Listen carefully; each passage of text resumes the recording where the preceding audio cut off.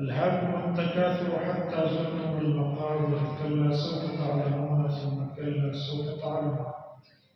كلا لو تعلمون علم اليقين لترون الجحيم ثم لترونها عين اليقين ثم لتصبرن يومئذ عن النعيم. مدينة مسكرة جرد الإمام مهدي رحمة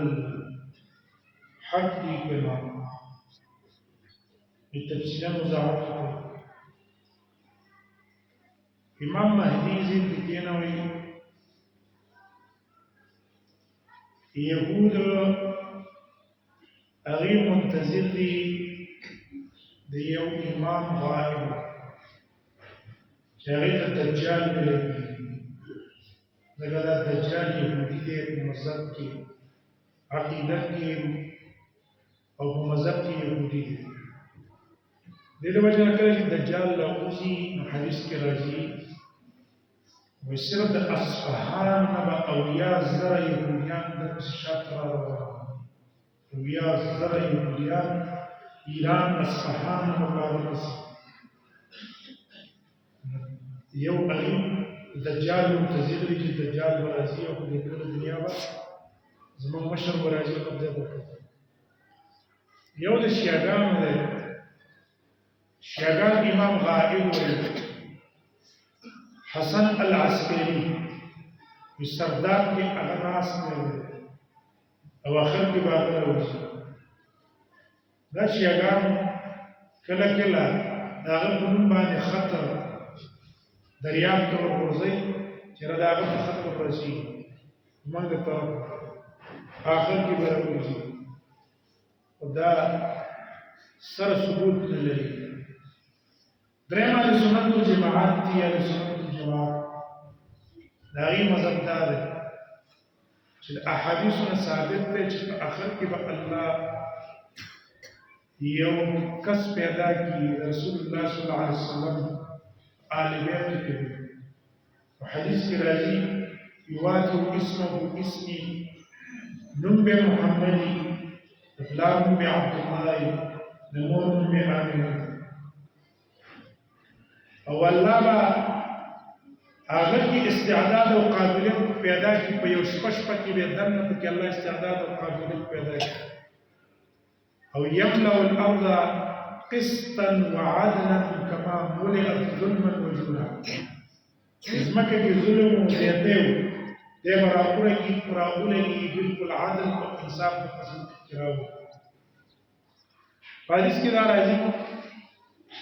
چې دا به یو خلیفہ د مسلمانانو پر شي هغه کې به اختلاف شي څو خلیفہ نو دا به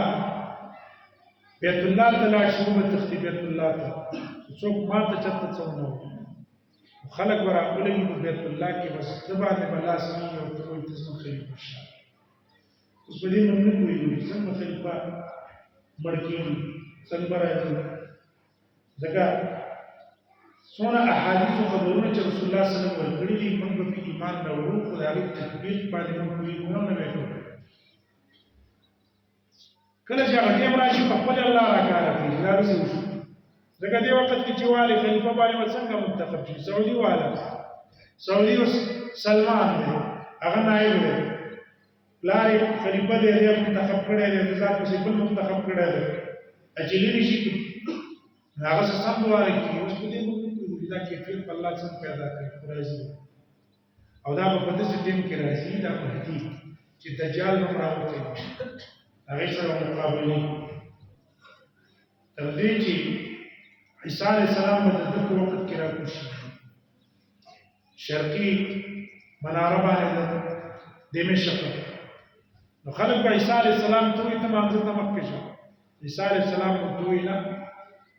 ستاسو ایمان به ایمان دې زموږ په اړه څه څه نه ویلا دې موږ ته کلمه عزت ده چې ګوره عیسی علیه السلام الله په دې امت کې راوستو او د محمد رسول الله صلی الله علیه وسلم تابع دی وجه نه مستقل شریعت نه موږ رسول الله په شریعت باندې شریعت مقتا مهدی با عیسی علیه السلام چې راوشي دجال په څیر شي چې دجال په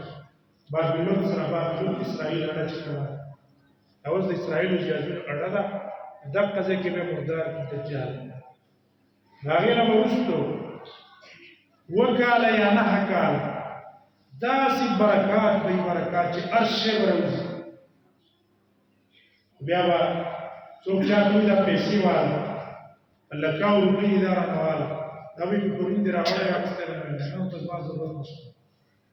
وایي څوک به بیا زکاتونه ګرځوي زکات اخیستو والا به نه وي زکات دې قبول کړي ذمې فارغه شي داسې عدل او انصاف به راشي یو ګډه د یو وړې قبیلې دپاره د هغې پۍ به کار کړي او د غوا غټې قبیلې دپاره به کار کړي او وایي انارو دانه وي دونه غټه غټه چې د هغې په منځ یې نیم کې د هغې نه به خلک سفر جوړوي یو چنډۍ نه لاندې به سوري ته کښېني دونه برکات به راشي دا حق دی صحیح احادیث دي د دې نه به سړی انکار نه کوي خو هغه دا مدعوه نه دی لکه مخکې ورځو کې لاهور کې وراوتې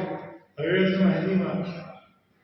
افغانستان کې وراوتې زه مهدي یم مخکې څه کسان راوتي مهدي یم